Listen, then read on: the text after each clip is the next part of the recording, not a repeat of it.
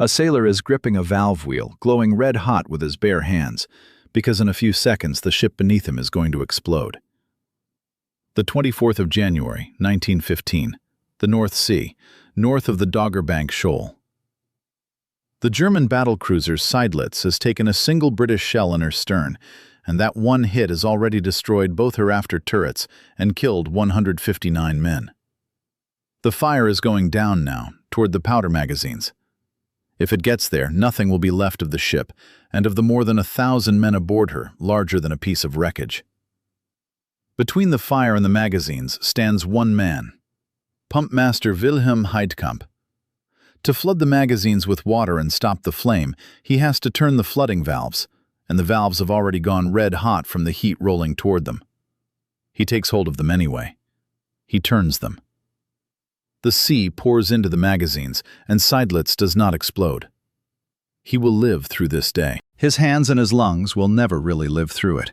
And 16 years later, he will die of what he breathed in during these minutes.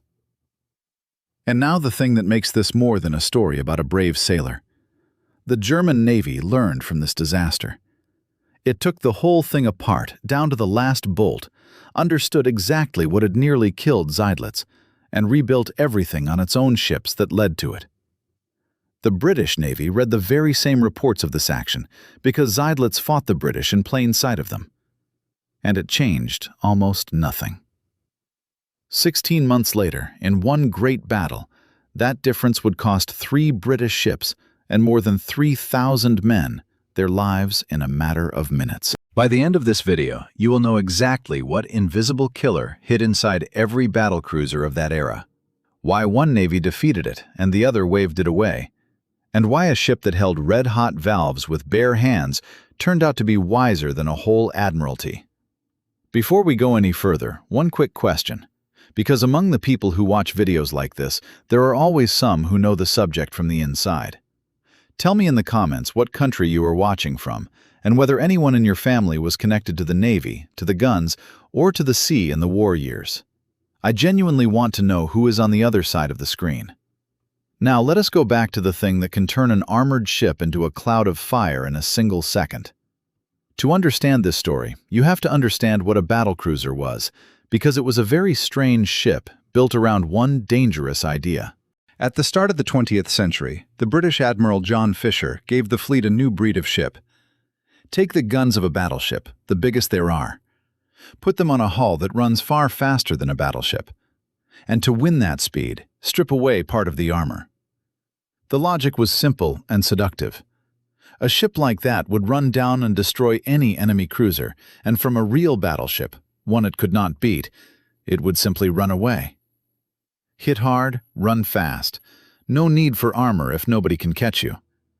On paper it worked, and that was the whole trap. Speed is seductive. You can see it on trials. You can boast about it. It looks splendid in the newspapers. The armor stripped away to buy it is invisible to everyone, right up until the ship is hit. The British fell in love with these ships, gave them the nickname the Splendid Cats, and handled them as though armor really was beside the point, as though speed itself were protection. A whole generation of admirals grew up believing a battlecruiser was untouchable because it could not be caught. That belief held exactly as long as catching it was not required. You could kill a ship like that at full speed if you hit it in the right place. The battlecruiser was the most spectacular ship of its time, huge, fast, with monstrous guns. Germany answered with battlecruisers of her own, and Seydlitz was one of the best. The Germans did it differently than the British, and that difference will turn out to decide everything. A German battlecruiser gave up a little less speed for armor and protection than a British one did, but both sides built their ships around the same weak spot, the one thing almost nobody was truly thinking about at that moment. The weak spot was not in the side armor and not in the thickness of the deck. It was inside the main gun turrets themselves, in the way the powder was fed up to the guns. Here we have to take a minute on how a turret works, because the whole story rests on it. A main gun does not fire a cartridge. The shell goes into the barrel separately, and behind it, separately, goes the propelling charge, the powder. In the British and German fleets of that time, this powder was called cordite, long bundles that looked like macaroni, pressed from an explosive compound. Cordite does not detonate from a blow the way a shell does. It burns.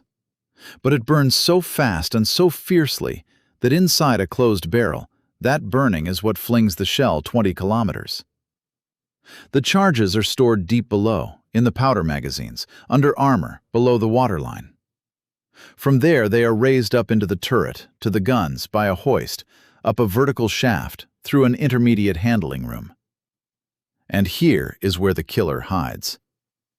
Picture what happens when an enemy shell punches into the turret and bursts inside. In that moment, there are cordite charges lying in the turret ready to load. The blast sets them alight.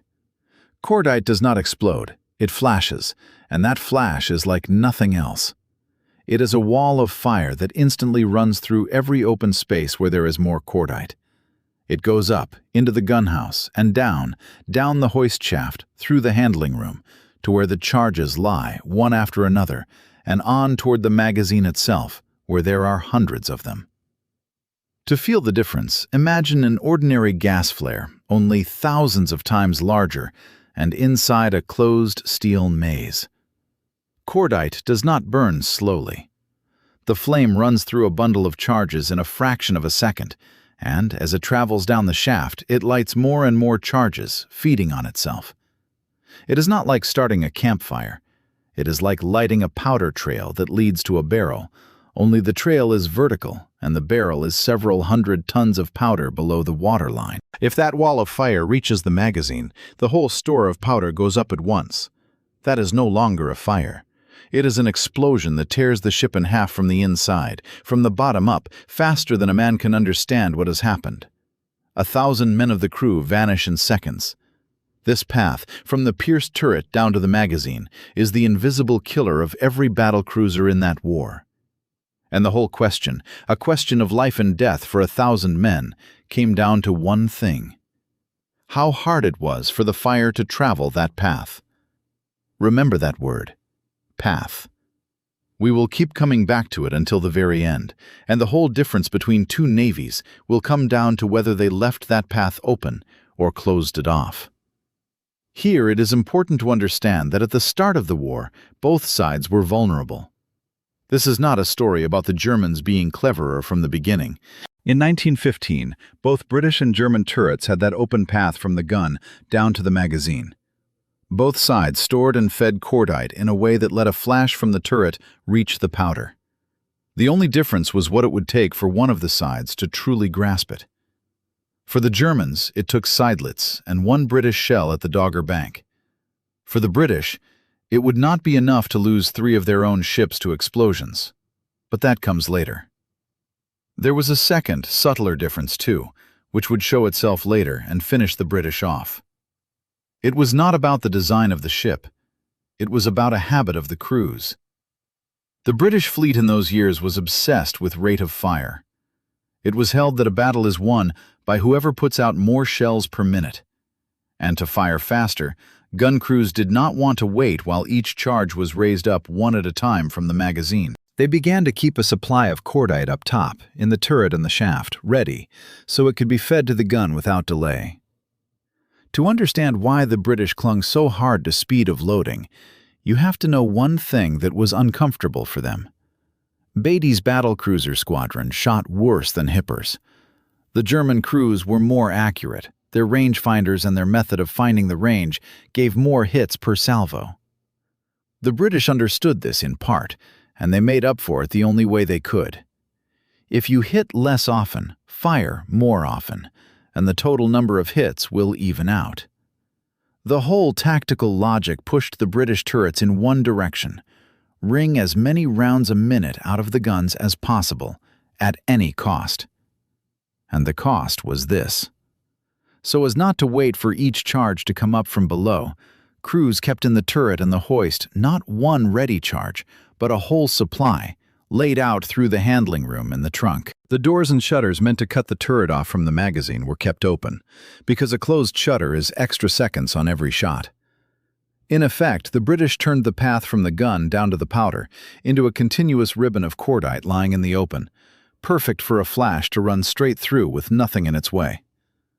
None of this was done out of stupidity or carelessness, but in the chase for that same rate of fire the fleet believed was the key to victory. Every extra charge of cordite lying open on the path between the gun and the magazine was one more step the flash would cross without stopping. The British, without understanding it, were building the road down for the killer with their own hands. For the sake of one extra shot a minute.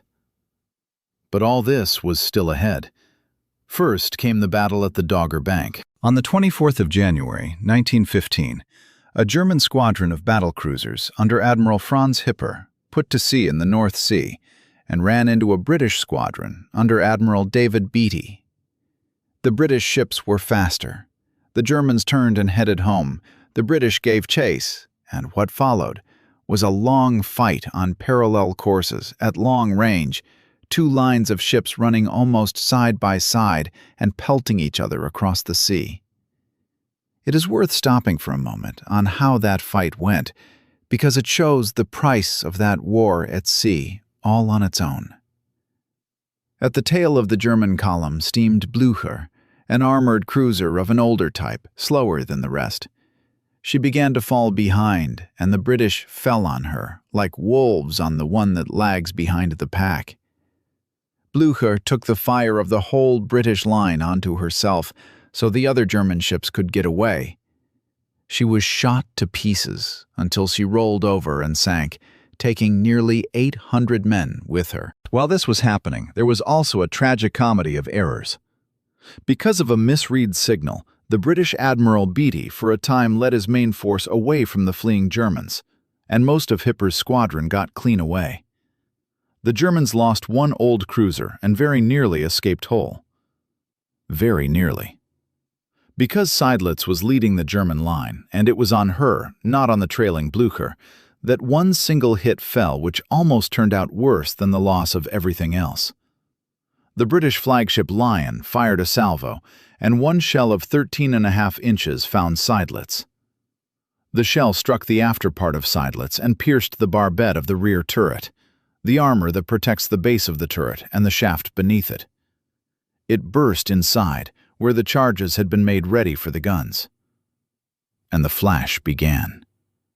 The cordite in the handling room of the rear turret caught instantly. A wall of fire went down that same path we have been talking about, up into the turret itself, where everyone in it burned alive, and down toward the magazine. Worse still, Seydlitz had her two after turrets close together, and the crew of the neighboring turret, trying to escape, opened the door between the compartments. The fire went through there, too. In a few seconds, both after turrets had become two vertical furnaces, packed with burning men and burning powder. 159 men died almost instantly. And the fire kept going down toward the magazines, where hundreds of charges lay. It was not minutes until the explosion that would have destroyed the whole ship. It was seconds. Below, in the flooding compartment, was Pump Master Wilhelm Heidkamp. His job in battle was exactly this, to work the flooding of compartments. And he understood what had to be understood. The only way to stop the fire before it reached the powder was to fill the magazines with water right now, himself, by hand, without waiting for an order from above that might never come, because above him, everything was burning. The valves that let the water into the magazines had by now gone red hot from the heat closing in. To take hold of them with a bare hand meant burning your palms to the bone. Heidkamp took hold. And here is the thing to understand. Heidkamp did not wait for an order. In the seconds he had, an order from above might simply never arrive, because above him, everything was burning and dying. Flooding the magazines is a heavy decision. The water will put part of the ship out of action, ruin ammunition, and if you have misjudged, you have crippled your own ship for nothing in the middle of a battle. Heidkamp took that decision on himself alone, in seconds, standing between the fire and the powder. A fleet in which a plain pump master is able to make a decision like that himself, and be right, is a fleet built a certain way.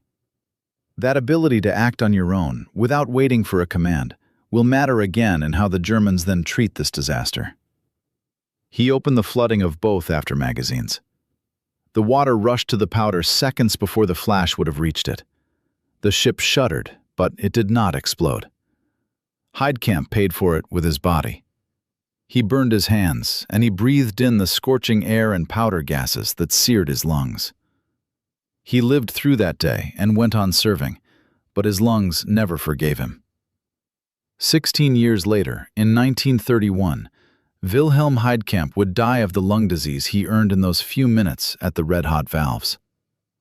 Remember him. We will come back to him at the very end, and what becomes of his name will say more about this story than any conclusion of mine. Seydlitz came out of the battle badly damaged, with 2 dead turrets and 150 men gone. But she came out. She reached her base under her own power. And here begins the thing that sets this story apart from 100 other tales of bravery. The German Navy did not write the whole thing off as bad luck. This is the key moment, and it is easy to slide past. The easiest thing was to say that Seydlitz had simply been unlucky, that a British shell had landed well, that these things happen. Navies are very good at surviving a disaster and explaining it away afterward. They convene a board. They write that the crew's actions were in accordance with the regulations and the equipment performed as designed, and everyone goes back to what they were doing before. Seydlitz had every chance of becoming exactly that kind of story. Saved, made it home, fire out, case closed. One man would not let that case close. The ship was commanded by Kapitän zur See Moritz von Egede, and he had just watched 159 of his men burn alive from a single hit. What enraged him was not that the British had shot well. What enraged him was that his ship had nearly been lost while the entire crew acted strictly by the book, doing exactly what they had been trained to do. The inquiry afterward found precisely that. Everything had been done according to the regulations. And Egede said to his gunnery officer the sentence in which this whole story lies. If we lose a ship and nearly 200 men by the book, then there is something wrong with the book. The regulations were the problem. The system itself was leading the fire to the powder. And so the Germans did not spare it. They took the disaster apart down to the last detail. They walked the whole path of the fire, step by step, from the pierced barbette down to the magazine, and asked the one right question. What on this path can be shut? And they shut it. Into the ammunition supply they put anti-flash doors, doors that seal off the hoist shaft so that a flash from the turret runs into a closed bulkhead and does not fly freely down to the powder. They sharply limited how much cordite could be kept in the open up top and in the handling rooms at one time. They brought in ruthless discipline in handling powder because they had understood a simple thing.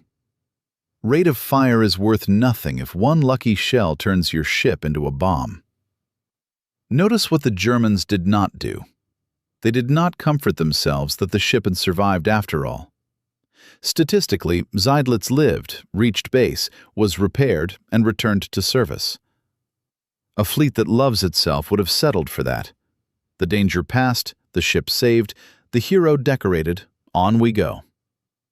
The Germans instead treated the survival as a warning shot. They reasoned like this.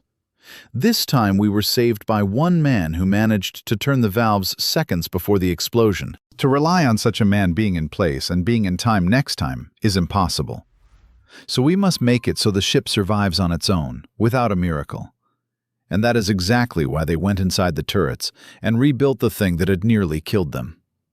That is the line that separates a fleet that can learn from a fleet that just celebrates a near miss.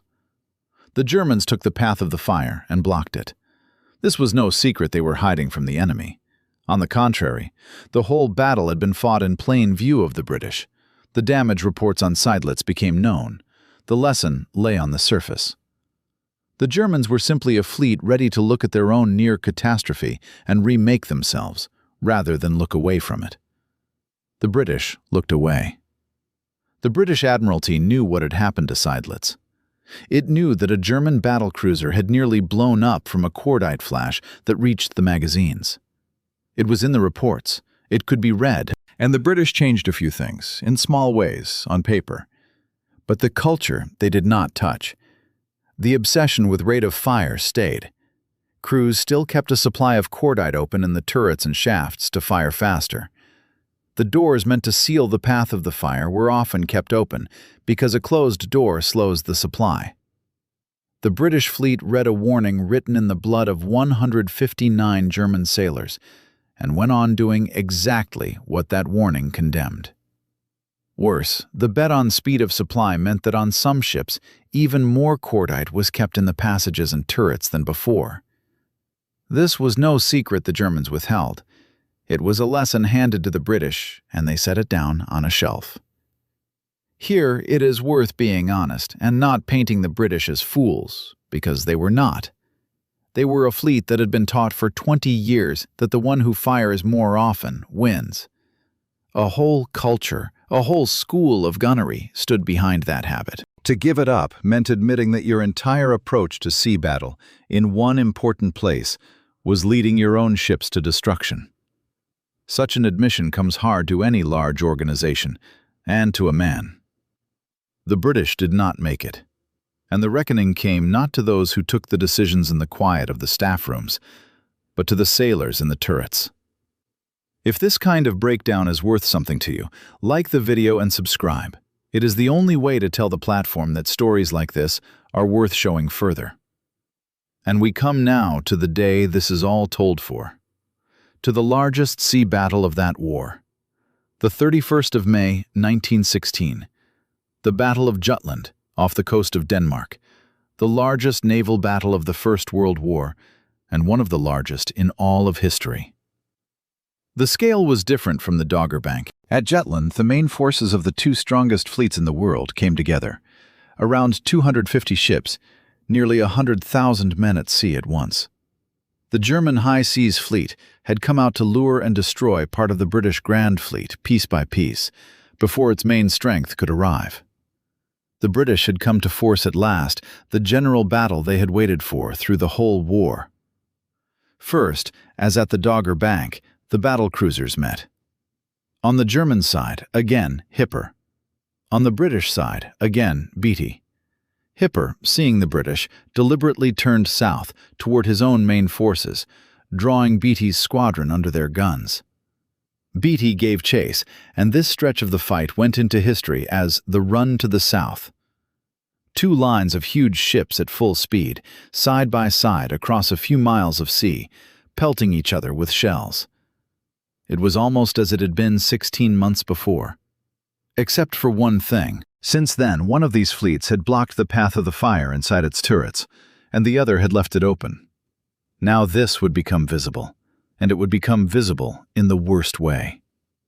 The British battlecruiser Indefatigable steamed at the rear of Beatty's line and was in a gun duel with the German Von der Tann.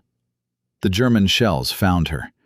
One or several struck near the rear turret, and what the Germans had sealed off in themselves after the Dogger Bank was, on the British, still wide open. The flash ran the whole path. From the turret down, through the shaft, through the open doors, to the magazine. Indefatigable blew up. It is worth pausing a second on what a magazine explosion is, because behind the dry word hides something almost impossible to imagine. It is not a fire or a breach the crew fights for hours. It is the instant conversion of hundreds of tons of powder into expanding gas from the bottom up. The decks, the guns, the superstructure, the men, everything that had been a ship in a fraction of a second stops being one.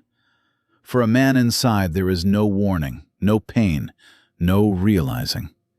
One moment he is standing at his post, and the next he is gone, and the ship around him is gone.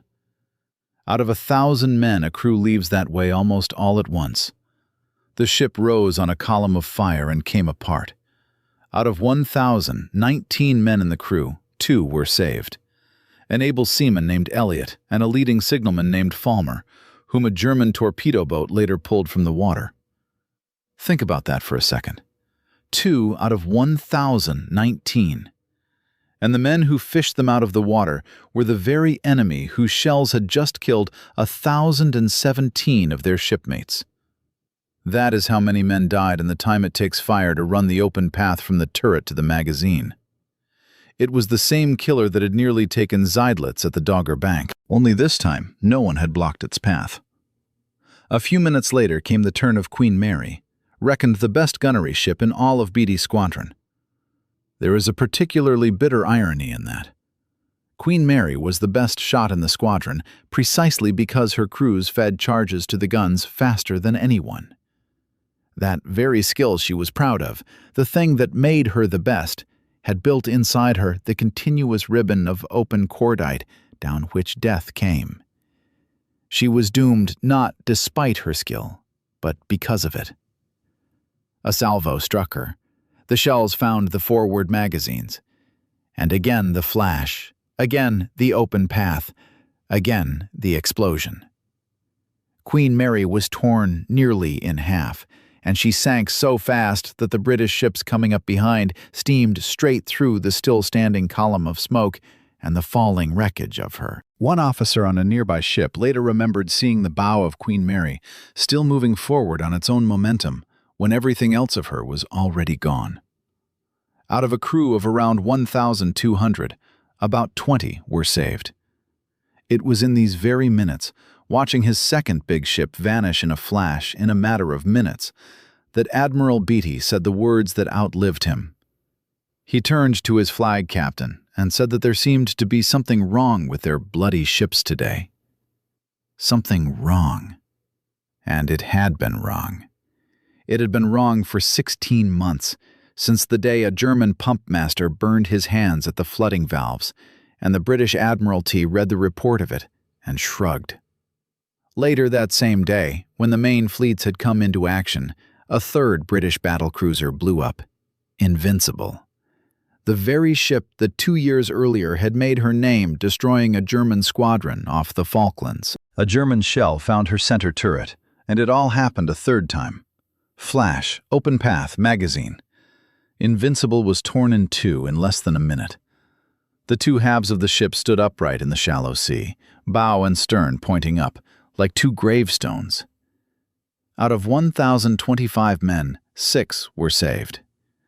Add up these 3 ships. On Indefatigable, Queen Mary, and Invincible, together, there were 3,326 men. Out of them, 17 were saved, across all 3 ships. 17 living men out of more than 3,000. And each of those ships vanished not in a long fight for survival, and not after hours of struggle, but in minutes apiece from one and the same killer, one that could have been stopped, and one that had long been known.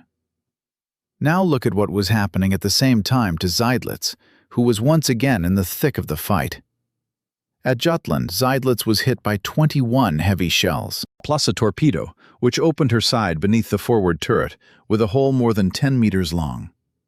More than 5,000 tons of water poured into the forward part of the ship. The bow went almost completely under, and by the end of the battle, the only thing still keeping that part of the ship afloat was a single intact compartment. And here is the heart of it. At Jutland, Seydlitz too took a hit in a turret, and inside it a cordite fire began again, exactly as at the Dogger Bank. But this time the fire ran into those very anti-flash doors the Germans had put in after the first time. The flash did not reach the magazine. The turret burned out, the men in it died, but the ship did not explode. 21 shells, a torpedo, 5,000 tons of water, the bow underwater. And Seydlitz did not sink. Her road home was a separate battle that lasted longer than the fight itself. The ship kept settling deeper by the bow, and the water took compartment after compartment. In the night she had to work her way through areas where British ships still held, any one of which could have finished her if it had seen her. The crew fought for buoyancy almost by feel in the dark, shifting the ship to keep the bow higher. Her speed fell, then Seydlitz was barely crawling. The light cruiser Pillau was sent to guide her, and salvage vessels came out with powerful pumps that drew the water off faster than it came in. At one point, things reached the state where the bow was almost entirely underwater, and the ship held afloat on the last of its remaining volumes. But it held, and she made it. The same ship that 16 months before had nearly blown up from a single shell now took 21 shells and a torpedo and lived. It was for exactly this unthinkable toughness that they nicknamed her the Shell Magnet, the magnet for shells that simply would not go down. When Seydlitz crawled into the harbor of Wilhelmshaven at dawn, she looked like something dragged up from the seabed. Settled by the bow almost to the deck, heeled over on her side, the guns of her forward turrets stripped away. And still, from the battleships lying in the harbor, from the decks along whose rails the crews had lined up, a cheer rolled out to meet her. Every man, looking at that battered hull, understood that it had no business staying afloat. And it had stayed. Here is what the real meaning of this story is. And it is not that German ships were better than British ones. Both fleets built ships with one and the same deadly flaw. Both sat on the same bomb. The difference was not in the steel and not in the designers. The difference was that one side looked at its own near catastrophe and remade itself, and the other got exactly the same warning, written in someone else's blood in plain sight, and would not change a habit it had been taught for 20 years. For the Germans, one burning ship and one scorched sailor were enough to understand it all. For the British, 3 exploded ships and 3,000 dead were not enough to admit it in time. The British fleet would truly fix its handling of cordite only after Jutland, when the price of the lesson had to be paid not in 159 lives, but in 3,000. This is not a difference between the brave and the cowardly. Both sides were brave. It is a difference between a fleet that could look at its own mistakes and remake itself, and a fleet that loved its own rightness and its own school too much to reconsider them in time. And here is what makes this story larger than 3 ships. Jutland is scored as a draw, and strategically even as a British victory, because after it, the German fleet never again risked a general battle and sat in its bases to the end of the war. But those 3 explosions left a scar on the British fleet that did not heal for decades. More than 3,000 men died, not in a fair fight with a stronger enemy. They were killed by a habit of their own fleet, one that had been known about in advance. After Jutland, the British finally did what the Germans had done after the Dogger Bank, remade the handling of cordite, put in doors, limited the open powder. In the end, both sides learned the lesson. One simply paid for it with 159 lives and 1 scorched sailor, and the other with 3 exploded ships and 3,000 dead. The difference in the price is the difference between a fleet that listens to a warning and a fleet that waits until the warning repeats itself loudly enough. There is a lesson in this story, too, that reaches far beyond the fleet and that war. A disaster always offers 2 possibilities. You can write it off as bad luck, be glad you survived, and go on living as before. Or you can take it apart down to the bolt, find the real cause, and remake yourself before it comes again. The first path is easier and more pleasant. The second demands admitting you had been doing something wrong, and that is hard for a man and for a whole organization. After the Dogger Bank, the Germans chose the second path. After the Dogger Bank, the British chose the first. And the difference between those 2 decisions is measured not in tons of steel and not in calibers, but in the number of men each fleet buried before it learned one and the same lesson. Seydlitz survived the war. After Germany's defeat, she was interned along with the rest of the German fleet, and in 1919 the German crews scuttled their own ships so they would not fall to the victors. The Shell Magnet, the ship that refused to sink under fire, in the end went to the bottom at the hands of her own crew, in a peaceful harbor, without a single shot. And Wilhelm Heidkamp, the pump master who burned his hands at the flooding valves, lived until 1931 and died of what he breathed in during those few minutes at the Dogger Bank. He did not see the next war, but his name saw it. When Germany built a new fleet before the Second World War, one of the new destroyers was named in his honor, Wilhelm Heidkamp. In 1940, this destroyer went into battle off the Norwegian town of Narvik, was torpedoed by the British, and blew up when the fire reached its magazines. A ship carrying the name of the man who once kept fire from reaching the magazines died in exactly the way he had once not let Seydlitz die. History is rarely that neat, but sometimes it is. A pump master at the red-hot valves understood in 1 minute what a whole admiralty would not understand in 16 months. That the path of the fire had to be shut.